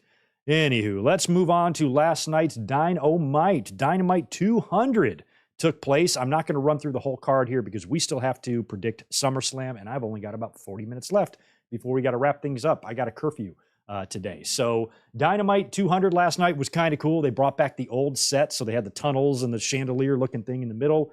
Tony Khan addressed the audience at one point, and they cut to like a video package of Dynamite's history, and there was some Cody footage in there too, which was cool. Some of the big matches, though, that took place was Jericho and Takeshita. They did get a victory over Sammy Guevara and Daniel Garcia. Callis hit Garcia in the head with the baseball bat when he had the sharpshooter on Jericho. Jericho looked initially pissed, but then went ahead and covered Garcia for the win anyway, and kind of hinted that JAS might actually be disbanding unless this is some sort of a swerve and they're going to stay together and turn on Callis. Don't really know. Plus, there's been talk of Jericho and Ospreay at All In, so we'll have to see if that winds up happening. Trent got a big win in the Anything Goes triple threat match against Moxley and Penta. He snuck in the back door, stole a win, shoving Moxley out of the way after he had wiped out Penta and pinning Penta. So good for Trent getting a victory there against those guys. And in a segment that I pretty much predicted, we talked about this on Monday night. We were reviewing last week's Dynamite, and I talked about the Jungle Boy and Jerry Lynn segment and how they had a confrontation and that it was agreed upon during the segment that the two of them would reconvene the following week to have not a match, but just another confrontation. And I thought they were going to set up a match, but as we know, Jerry Lynn, who's been retired for about 10 years now, cannot wrestle. I don't think he can take bumps. He's had spinal and neck problems and all of that. So I speculated on Monday that since it's not a match, why are they doing it next week? Whatever confrontation they wanted to have, they could have just had it right there. So the fact that Jungle Boy is like, you come back here next week and we'll see who gets their ass kicked. I'm like, well, we know what's going to happen. Jerry Lynn's going to bring somebody out because he can't take a bump. And the first name I mentioned was RVD. So I basically called this out on Monday. I said, Jerry Lynn is going to bring out RVD. They've got all the history from ECW, those great matches. You know, Tony Khan loved them. So he's going to come out and he's going to help Jerry Lynn confront Jungle Boy and maybe even book a match at All In, although I don't think that's going to be happening. I think it's going to happen next week. So, of course, Jungle Boy's out there. He comes to the ring. He calls out Jerry Lynn. Jerry Lynn comes to the ramp and repeats exactly what I said on Monday. I can't take any bumps. There's no doctor back there that will allow me to have any sort of a match, but I brought a friend with me, somebody who has also wrestled for ECW, and he brings out Rob Van Dam, who came out to Pantera. So Tony Khan ponied up for Walk, which was awesome. I think the fans are getting a little too young. There's not many fans probably in attendance that remember when RVD came out to that song, so they weren't getting the sing-along, because when he came out to that in ECW, respect, I mean, the whole crowd is going nuts. Weren't really doing that here, but it was cool to not only see him come out to Pantera, but wear that old, it was a tank top, but it was a tank top version of his like 1997 gear, which I loved. And comes to the ring. Jungle Boy's like, F this. He scurries away, and they have booked now an FTW rules match for next week on Dynamite. So that's good, because as much as it's cool to see Rob Van Dam appearing again, and now he's going to wrestle in AEW for the first time. I mean, Wembley would love to see him. Wembley would love to see Rob Van Dam, but I don't know if Rob Van Dam and Jungle Boy is a match I would book for Wembley, you know? I'm glad RVD's coming in. Hopefully it's more than a one-off. But if it's not, it'll just be for this, and that will be the end of it. But we'll see. Maybe they do something to where they book a rematch, or maybe Jungle Boy moves on to somebody else at Wembley. Maybe Jungle Boy takes on Taz, or maybe it's a Jungle Boy and Hook rematch at Wembley, something like that. We'll find out, but it's going to be Jungle and RVD next week. That's kind of fun. And the other big segment that took place was what went down between MJF and Adam Cole. Now, much like the Bloodline, I am really paying attention when these guys are in the ring, because this has been a lot of fun. And the alliance between MJF and Cole has been a pleasant surprise. I've loved them together, and they are accomplishing something that I wasn't expecting them to accomplish. They're accomplishing sympathy for MJF. They're actually really making the fans believe that he's sincere, after we know deep down he's not. And then last night, he gets in the ring and he starts talking about this condition that he has, rejection sensitive disorder, RSD, that was a big problem for him growing up. He talked to, and I think, anytime you bring in stuff like mental health and bullying and personal problems that people, especially kids, can face, that's a really good way to kind of connect with that character, and bring some realism into it, because it's all about relatability, and it's all about how you can relate to a character. And not too many people could relate to Hulk Hogan, but a lot of people could relate to an Adam Cole, a Bryan Danielson, and maybe even an MJF. Now that he's talking about some of these things, talked about being bullied in school, quarters thrown at his face, and all of that because he was short and bullied. And he was terrified of being rejected, so the only thing he could do was be an asshole. That way he couldn't get rejected, because if he came out and poured his heart out as MJF and the fans rejected him, he wouldn't be able to take that. So he had to become the same type of scumbag that he grew to despise. And kind of told a good story there. I really liked all of that. It made sense. It fit. And you got to hand it to MJF, who has done nothing throughout his entire AEW run but use other people And now you're actually believing that he might be sincere. And he said that Adam Cole and his friendship with Adam Cole is the reason he had this change of heart. He calls Adam Cole out, who comes down to the ring, and MJF says that he wants to keep his promise of giving him a title shot.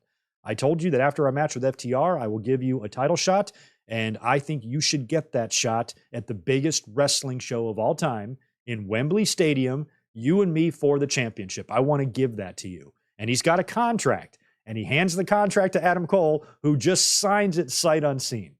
So there is a reason that Adam Cole didn't read that contract. And I really hope that it's kind of like a reverse swerve.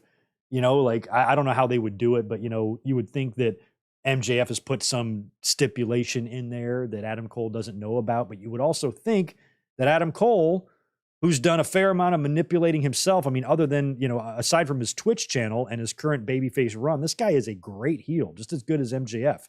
So he can get as dirty as anybody. So, you know, I'm wondering if maybe he knows that MJF is going to put something in the contract. So maybe he got ahead of him there and had some other clause written in that MJF doesn't know about. I don't know if that's going to be an issue or not, but the fact that he did not read it makes you think that that's got to come into play somehow.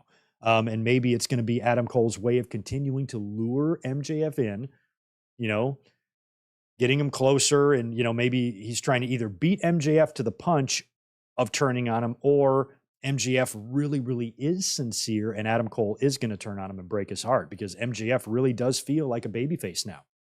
So Adam Cole signs the contract. They share a big hug, and then they cut backstage to see Roderick Strong losing his mind. He's got the neck brace on. He's so comical with that thing, and he's throwing shit around. He is pissed.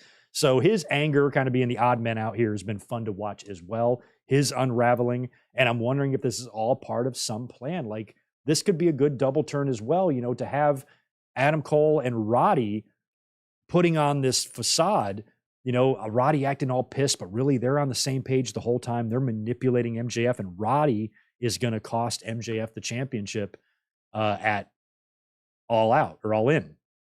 I have no idea. I feel like he's way far away from being recovered.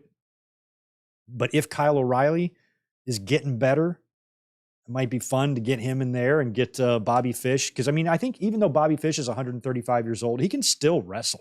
He can still wrestle just fine, despite being born in the 1800s. But if they wanted to bring him back in, and O'Reilly is healthy, you know, it could be a good way to bring back, reunite Undisputed at the expense of MJF, and they're a heel faction now. Cole is their champion, and MJF is now a babyface. That could work, you know, but then CM Punk's been claiming that he's the real world's champion. So then that would lead to what, a title unification against Punk and Adam Cole at All Out, with MJF being in Punk's corner. Or so, I don't know. Fuck, I don't know. But it was all really good at the end of the day. And we now know that MJF and Adam Cole will be facing for the championship at All In. We thought it might be CM Punk and MJF, with Cole and MJF sticking around as a team a little bit longer, but they made the match on Dynamite instead, which makes me think whatever Punk's match is for that championship with the X on it might be All Out in Chicago. So maybe Punk gets the winner of MJF and Adam Cole. And I kind of hope it would be great if Adam Cole won the championship in the main event of Wembley Stadium. That would be incredible. But we'll see. It feels like they got a pretty good story going here. And so however they pay it off, just better be good. I hope it's not a fumble, because this has been a lot of fun to watch. I've really enjoyed the MJF and Cole story, because when it first started, some people weren't sure about it, and it was like almost immediately a hit. So it'll be fun to watch them build to this match that's nearly still a month away. We got a lot of Dynamites and Collisions before we get to that. And congratulations to Hikaru Shida, who defeated Toni Storm in the main event to become the AEW World's Champion again for the second time. Kind of surprising outcome here. They did a great near fall where Shida had the kendo stick.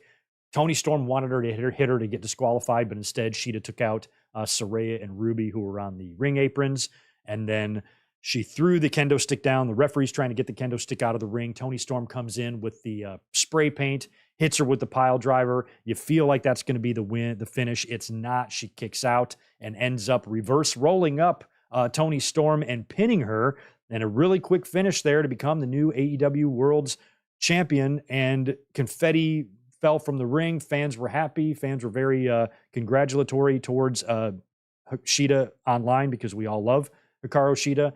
And I'm happy for her. But I am surprised at this title change. I'm wondering, because last week after the Taya Valkyrie and Britt Baker match, the camera focused in on that "book the women better" sign. Is this their answer to that? Did they, like, had they not had those issues last week and they not shown that sign, would this still have been the same outcome? Because I think Toni Storm's been a pretty great champion. Of all the problems with your women's division, I don't think Toni Storm is a problem. Toni Storm being champion is a problem. I think actually that's one of the good things you have going on. So as much as I love Hikaru Shida, I don't know if just doing a title switch here is enough to really shake up the women's division, but we will see. Either way, congrats to Shida. I'm certainly not going to complain about her winning the title again, because we all like Shida. So congrats to her. Dynamite 200 did look like a lot of fun. After the show went off the air, Chris Jericho brought Tony Khan to the ring. MJF came out, and then all of the talent came out to the stage and the ramp to thank him and pay tribute to him, and congratulations on the 200 episodes. So that was nice. And a pretty good episode of Dynamite last night. And like I said, it was cool to see that old set come back. I'm sure they will go back to their other way this week, which should be a pretty good card. But that leaves us with SummerSlam predictions, but not before I go back to the chat here and knock out a couple of super chats, including an extremely generous one from Fox Star Killer. Thank you so much, dude, for that $50. Holy shit. WCW actually, I remember this. WCW actually did a pay-per-view called New Blood Rising in August of 2000. I remember being slightly interested in that. So they very easily could have done Bischoff's claimed plan with the Hogan belt there, especially if the whole point of the New Blood angle was to elevate the new stars. Yeah, because Hogan came back and did that. That's when he worked with Kidman, right? Do I have that right? I kind of thought that was okay. I mean, at least for WCW, I was still very disinterested in what they were doing, but I was at least giving them props for trying some stuff. And I even thought that Bischoff and Russo kind of working together was interesting. But of course, you know, that failed very, very, very miserably. But I should go back and watch that New Blood pay-per-view, because I do remember that. And I remember kind of when Hogan came in with he was wearing like a headband and a black vest or something. He was trying to be a little bit more hardcore and all that stuff. It's vague, but I do remember the New Blood Rising stuff. But yeah, you're right. That's all they would have needed. You know, New Blood Rising. If they want to put over and elevate new stars, just put the title on Booker T there on a pay-per-view that's called New Blood Rising. Would have made the most sense. That's why I was like, bullshit. When Bischoff says they were going to hold that off until Halloween Havoc, I'm like, were you not watching your product at the time? There is no way that you could have sustained that with no champion for that long when you were already getting your fucking asses kicked in the ratings by WWE. WCW would only go on to survive for another 7 months or so after that before WWE scooped them up for $2 million. And that was the end of it. Max Pokebra, my friend, good to see you. Appreciate that $5. I don't hate Tony Khan, but I wouldn't want him as a boss. Prefer my bosses give me my paycheck and I leave, not someone who's going to bounce and hug me. Well, you don't know Tony Khan. You're judging this opinion based on the fraction amount of time that you have actually seen him as a person. But as somebody who's had lots of bosses, and I've had bosses who haven't cared and had bosses who have cared, and it's much better to have a boss that does care and does value you and wants you to be here. And if giving you a hug bothers you, then I guess don't work there. But that wouldn't, Max, that's you just not wanting to like Tony Khan is what that is. Sorry to call you out for that, but that's exactly what that is. You don't like him. And I don't know why, but that's fine. But I think a lot of people base their assumptions on the limited amount of time we see Tony Khan, because when Tony Khan gets on the mic, he's screaming and yelling like a madman. He looks very awkward. And for some reason, people get mad about that. He can't help how he is. We've all met and know awkward people. Maybe some of you are fucking awkward. Can you help that? No. You know, Tony Khan can't help what his voice sounds like. He can't help how he talks. He can't help that he looks nervous. It's just the way he is, you know. But like I said earlier, he very, very much cares. And I wouldn't disqualify him because he likes to hug people. But whatever, man, you do you. But I'm not looking at it like that. I'm not fishing for reasons to dislike somebody. You know, you give me one, then I'll dislike them. But I'm not so desperate to find one that I'm going to make up assumptions. Give me a reason to not like somebody and I'll not like them, but I'm not going to make shit up in my head. Just not doing that. Back with Spaz with 5 more. Thank you, dude. Best cross-branded intergender match we could get right now. I'd say Rhea Ripley and Moxley. That would be fun. Ripley and Moxley. How much blading would go on in that one? Whew, I don't know. Matt Russo and his pole matches. Yeah, we could get some pole matches back. Yeah, good question, Spaz. Mox and Ripley. I'd go Ripley, Randy Orton would be fun as well. I wanted to see Charlotte and Randy Orton a couple years ago. I was thinking they might actually do that, but they didn't. Anyway, we got to start predicting SummerSlam, man, because I only got 25 minutes left in this podcast, and I got to get out of here. So let's start predicting SummerSlam. I have 8 matches announced for this thing, at least according to WWE.com. So we're going to predict these 8. We're going to start with that Battle Royal. It's the Slim Jim Battle Royal, and part of me thinks that WWE is going to screw with us again. And not only will LA Knight not win it, but he'll be the last guy in there, and then they will toss him out. That's what WWE usually does. But if they do something else fucking weird in this thing, and they screw over LA Knight again, I'm going to really, really severely question whether or not they have any true plans for him, because we've heard that there's a push coming, but we really haven't seen anything yet. And if they made this Battle Royal and they're putting him in it, at least he's getting a spot on the card. But if they're not going to have him win it, the fans are going to be mad. The only people announced for the Battle Royal are LA Knight and Sheamus. But what if you did something with Grayson Waller? He's been calling out The Rock and shit. He could win the Battle Royal and then get on the mic and talk shit. The Rock could come out and whoop his ass. Edge could come out and whip his ass. Maybe LA Knight could hang around there and have something to do with this as well. You get LA Knight and The Rock in the same ring together. Give LA Knight some of that Rock rub. I'd be into that. So I'm hoping that something like that happens. But you know what? I'm still going to pick LA Knight. I'm going to pick LA Knight one more time to win something. I'm going to pick him to win this Slim Jim Battle Royal. If they didn't give him the Money in the Bank, they can at least give him the Slim Jim Battle Royal, right? The Slim Jim Battle Royal means nothing. Means nothing at all, which I guess means that him winning it wouldn't matter. But he should win it just to give the Detroit crowd a moment. He wins the Battle Royal, especially if this Battle Royal opens the show or something. And he can get the victory and he can open up the show with all the crowd chanting his name, cut a promo. And like I said, if you can work in some sort of promo with The Rock or with an Edge or with a Austin, somebody coming out to do something with either LA Knight or Grayson Waller, I think that would be a lot of fun. But I'm going to pick LA Knight in that Battle Royal. Logan Paul versus Ricochet. I loved how Logan Paul said on Monday night that Ricochet's fiance is going to have to announce him as the winner, Logan Paul, that is. And I think Logan Paul's right, because Logan Paul hasn't won a match in a year, and he's due for a win. And he's probably going to beat Ricochet here. I think they're going to, I don't know if they're going to steal the show, but they're going to have a very, very good match. Apparently, this match is going to go first, not the Battle Royal. Logan Paul has requested that this match go first because he wants to fly and see his brother's boxing match, I think later that night, which I forget where it is. So he's going to try to make that. He's going to try to make them both happen. So he's going to probably be opening up the show against Ricochet. I think if a guy requests to leave early, he should lose, but he's probably going to win. I pick Logan Paul over Ricochet. Shayna Baszler and Ronda Rousey in an MMA rules match. I don't know what this means, if we're going to have takedowns, scoring, an MMA referee, if we're going to have a cage, if they're taking the ropes off the ring. I don't know what any of this shit means. I think it's just going to be in the ring, and they're going to try to make it look as shooty as possible. And if there's any better people to actually make a fake fight look real, it would be people used to real fighting. So Shayna and Ronda could probably do a pretty good job, especially if they agree.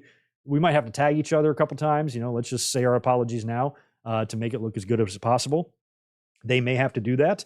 Maybe Ronda wants to recreate her Holly Holm loss, but to Shayna, and actually put over somebody she likes and who's a friend of hers.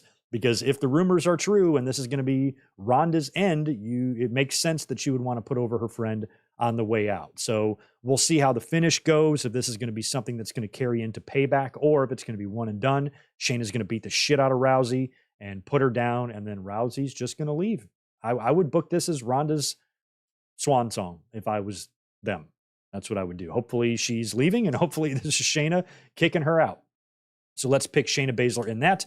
Gunther defending his Intercontinental title against Drew McIntyre, Gunther. He's so close to breaking Honky Tonk Man's record. To not have him do it now would be crazy. It would just be a rib. WWE likes to tout these records. They just talked about Gunther surpassing Macho Man Randy Savage just the other week. You know, Roman Reigns getting to his 1,000 days and Bianca Belair's 1 year and all these different records they like to have. And I've been talking about Honky's record ever since February. It was when I first brought it up.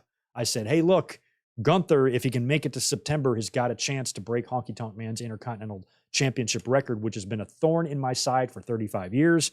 I've been very, very annoyed with that. I watched live that day, or not live, I watched as it aired that day when Honky beat Ricky the Dragon Steamboat. It's bugged me ever since, and I am really ready for this to end now. And if it ends here at SummerSlam so close to breaking it, that would blow my mind. I've pitched the idea of a double turn between these guys. Gunther coming out of this match, the babyface, Drew coming out as the heel. I don't know if they're going to do that, but I hope that they're able to find a way to keep the title on Gunther without ruining this match, because I think this match has the potential to be match of the night. The match at WrestleMania that I was there live for was awesome. The triple threat with these two guys and Sheamus. So I feel like we have a guaranteed 4-star here at the very least, and I hope Gunther gets the win. WWE Women's Championship on the line. Asuka defending against Bianca Belair and Charlotte in a triple threat. Man, I don't know. I feel like you could get an Io Sky cash in here. And I think it would be fun and be the most fun for Charlotte to win the championship and then lose it to Io Sky. Because Io beating Charlotte, I think, would carry a lot of weight. It would make the fans very happy. Although it's a little bit reversed, because even though that would make the fans happy, Charlotte is technically a babyface right now, right? And Io is a heel. So the fans would be, in that scenario, the fans would be reacting positively to a heel beating a babyface. Plus, it would help pad Charlotte's champion. I have no idea how many titles she's had now, but she's getting close to Flair or Cena or whatever. So it would add another one to her while taking it off of her right away. But I'm not sure if I do that. You know, if you're going to do a cash in here, I don't know if I'm even waiting until after the match. What if Io comes in? Because if she waits till after the match, that means, you know, somebody's won. Obviously, they're going to be spent and tired, but they still did win the match. I feel like it might be better strategy if there's some massive spot. Now, this isn't there's a triple threat, so there's no disqualification, right? In a triple threat. So you can get some weapons and some shit in there, right? So let's say Asuka starts going nuts. She gets a table out, and there's some big super spot on the top rope where we get a double suplex with all three women going through the table. And they're all laying in there in the middle of the ring. And then Io Sky comes out and makes it a fatal four-way. Because we've never seen that happen, right? Have we seen anybody cash in and make the match of an existing triple threat a fatal four-way? They could do that. Io Sky could come in after all three ladies are on the ground and say, make it a fatal four-way. Referee calls for the bell, and then Io just has to pin somebody. She gets on Charlotte and pins her. You could do that. I also feel like there's going to be a cash-in possibility later on with Balor and Seth.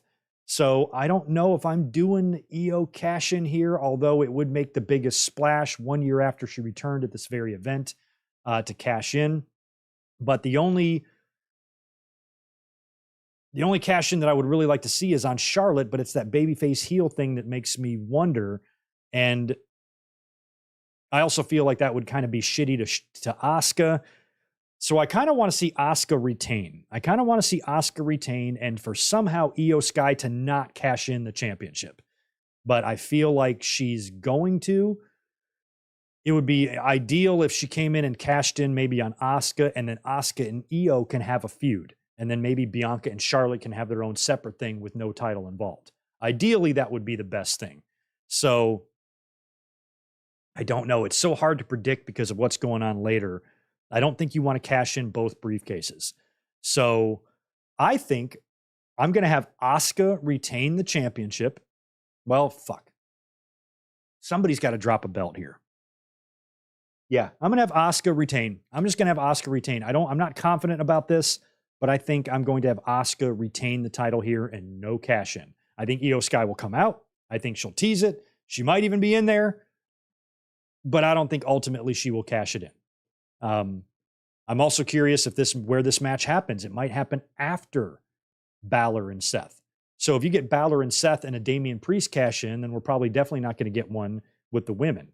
But if this match happens first and we don't get a cash in, then I feel like later on is kind of likely. So I'm going to reluctantly pick Asuka because this one is really hard to pick.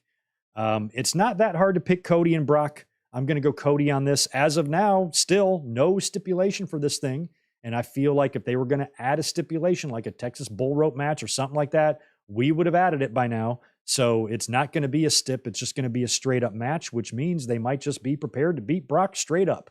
He has an excellent win-loss record at SummerSlam. He could drop one here. It would be 2 in a row. He has lost a good amount of matches here in the past couple of years, but that's kind of what you'd expect from someone who's already had his run and now can be used to put over other people. Cody and Brock, we never really got the story of why they were feuding to begin with, so I certainly don't need to see this issue go any further than SummerSlam. So I'm going to predict Cody Rhodes to beat Brock Lesnar. Seth Rollins defending the World Heavyweight Championship against Finn Balor. I've talked about many scenarios with this before. One of the ones that I've been pushing the most is having Finn Balor beat Seth Rollins for the championship, just like he did back in 2016. And back then, on Raw, the following night, he had to forfeit the title because he got injured. So maybe this time he wins the championship, but then on Raw, he's out there again with his newly won championship, and his friend Damian Priest cashes in on him and takes it away from him. Now he's got 2 championship victories at SummerSlam, and he didn't even have a chance to defend the titles, and Priest took it away from him. But I could also see Priest cashing in during the match or something like that. And you have to wonder how this is going to keep the Judgment Day intact. I feel like it would be really cool for Balor to win the championship and to have a big photo op or image of the entire Judgment Day faction with a trophy. Dom's got the NXT title. Rhea Ripley's got her women's championship. Balor is the world heavyweight champion, and Damian Priest has the briefcase. I felt like the whole reason why they sent Dominic down there to win that championship was for this very reason. And I feel like if you take one of those trophies away from somebody, then that doesn't work.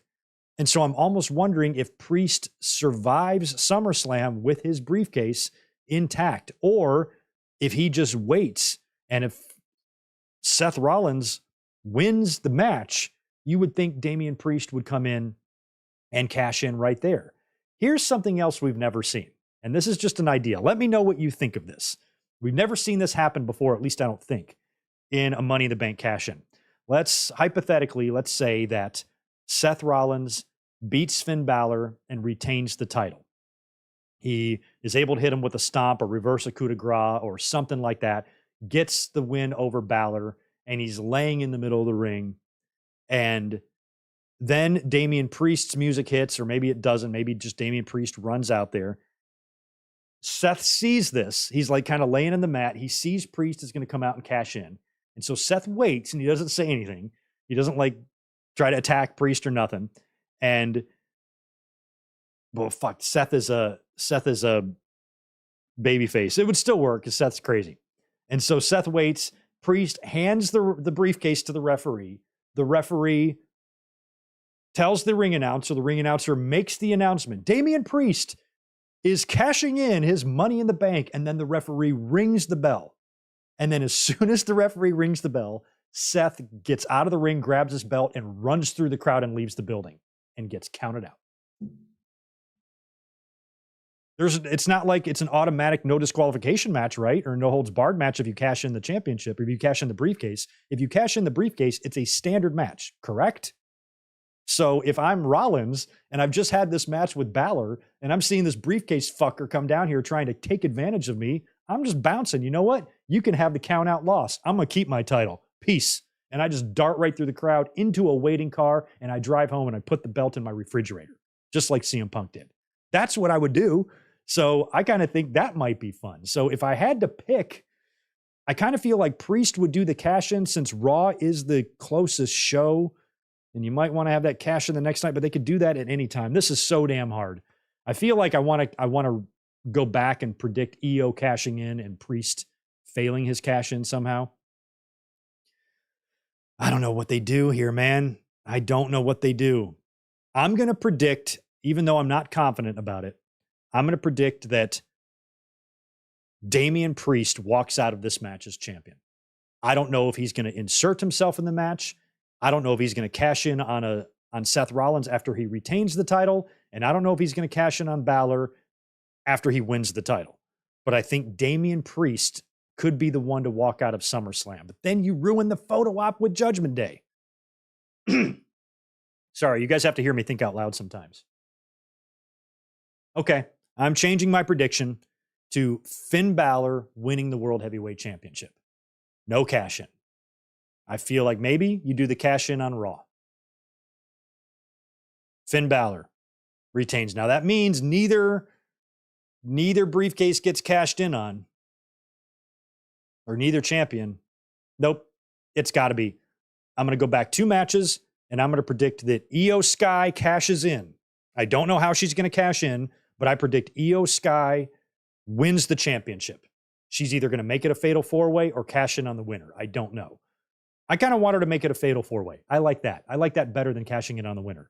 So I think Io comes in, makes it a fatal 4-way, wins the championship. Then in Balor and Priest, you just have a Balor victory. Maybe Priest thinks about it. Maybe Priest considers it. Maybe he's almost ready to cash in, but ultimately decides, I'll wait for a better opportunity. And then on Raw, you've got Judgment Day in full force. Everybody's got a championship, and they are stronger than fucking ever, which means they will be at their absolute peak, which means there's nowhere to go but down now. And now you can start sowing the seeds of dissension and breakup rumors and things like that. That's what I'm going to predict. Sorry, I was kind of all over the place there, but let's go with Finn Balor. Plus, I kind of want to see it for Finn Balor. Roman Reigns defending the undisputed Universal Championship against Jey Uso in the main event. Tribal combat rules, which I'm assuming is just going to be anything goes. You could have some family members involved here. Solo has been involved in every major Roman Reigns victory for the past 8 months.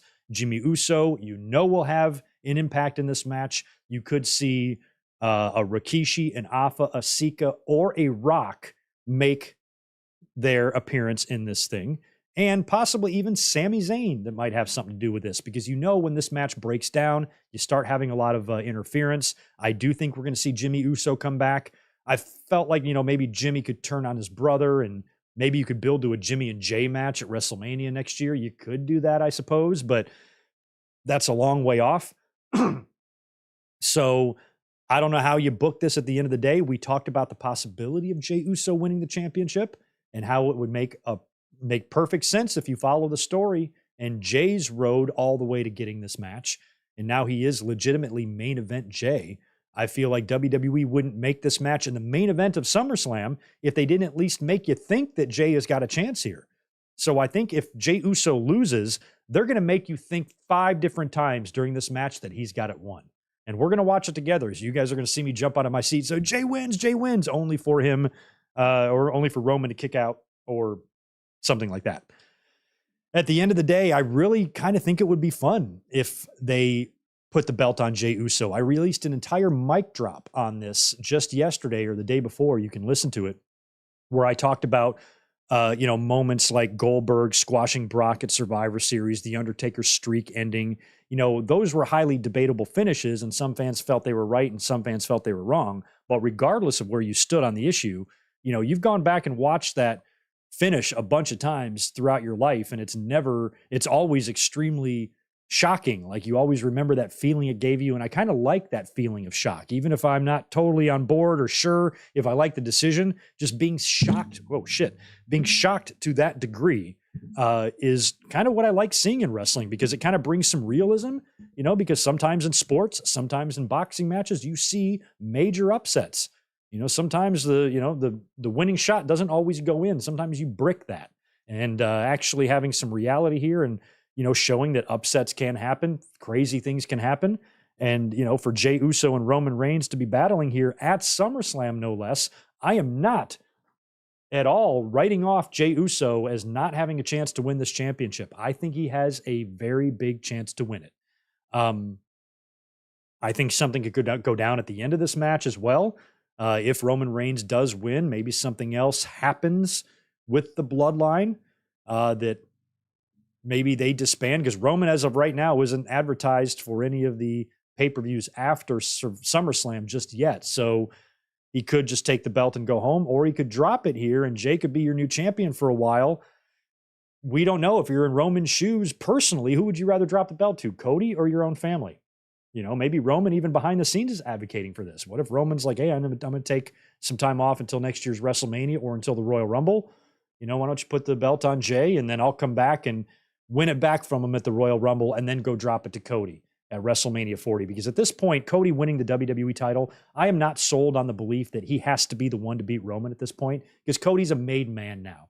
Cody's over with the audience. They sing his song.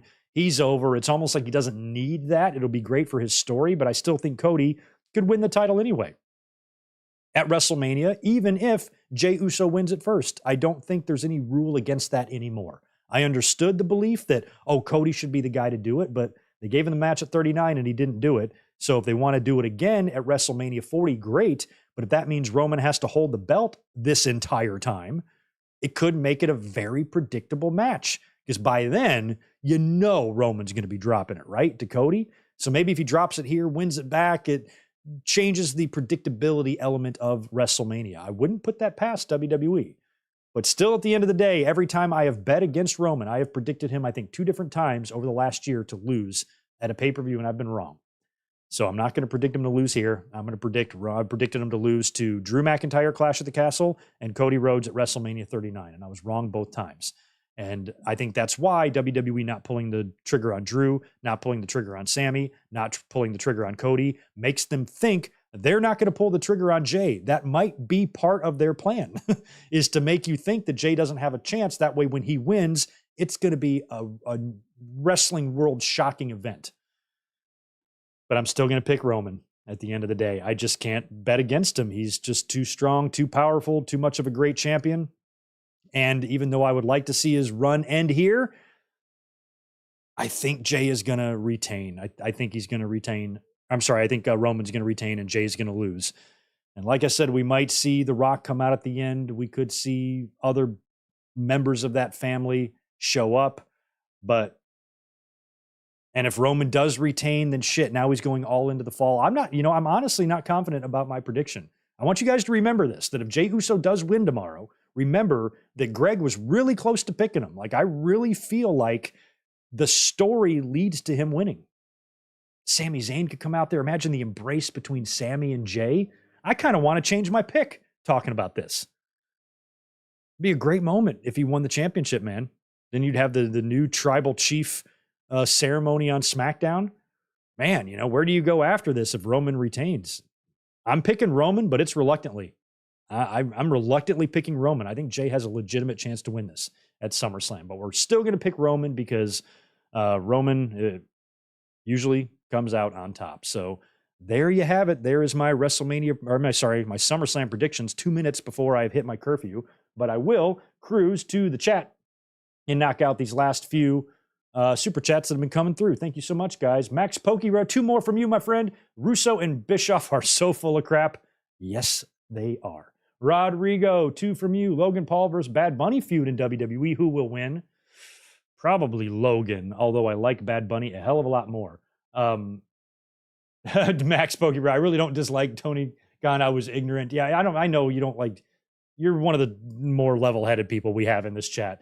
It just, sometimes you can tell when somebody just really wants to dislike somebody and don't look for something that isn't there. I just feel like, and Tony's not the only one. There's all sorts of people in the world that just get crap heaped on them for no reason. Some of it's justified, some of it's not. But usually fans just take things to such an extreme. I just start calling them out for it when I see it. That's all. But you're one of our best people here, Max. We always love you. The Juliet, 2 from you. What if Jey beat Roman and Priest cashes in on Jey? No, I feel like then I think Judgment Day is a Raw act. And I'm not doing the cash in there. I'm not saying it can't happen, but there's more of the story with Seth and Balor and all of that. You'd be just going in a completely different direction and pivoting hard if you were to do that. And I just don't see that being possible. Wapatapa, sorry, drunk here in Luriru Mountain say Agogo earlier. Okay, so you didn't mean Anthony Agogo. Yeah, that guy, somebody said he's got the Lanny Poffo contract sitting on his ass and getting paid. Lucky guy. But anyway, guys, this has been fun, but I got to go. I am at the end of my rope here. 4:30, bottom of the hours was when I needed to wrap this thing up. So thank you so much for being here. But please join us on Saturday. We will be watching SummerSlam together, live reaction. It's going to be fun. I'm looking forward to it, and it's going to be a time. And I will post a link later tonight of where you can find me on my special guest appearance with Zach and Tomas tomorrow as we talk about SummerSlam 1997. Hope you guys have a great rest of your Thursday, and I will catch